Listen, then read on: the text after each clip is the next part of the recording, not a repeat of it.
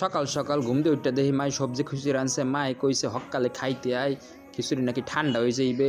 খিচুড়ি যাই খাইতে রইলাম, দিলাম এক নেলা দিয়া বাফুরে আমার থোত মারা গেছে পুরিয়া, আমার মুখ শেষ। পরে তড়িগড়ি করিয়া ফ্যান সারছি, তারপর ঠান্ডা করছি, তারপরে খাইছি মজা করিয়া। মনুরা কেমন লাগছে ভিডিওটা কমেন্ট করতে ভুলবে না, ভালো লাগলে লাইক কমেন্ট শেয়ার করে দিও। আল্লাহ হাফেজ।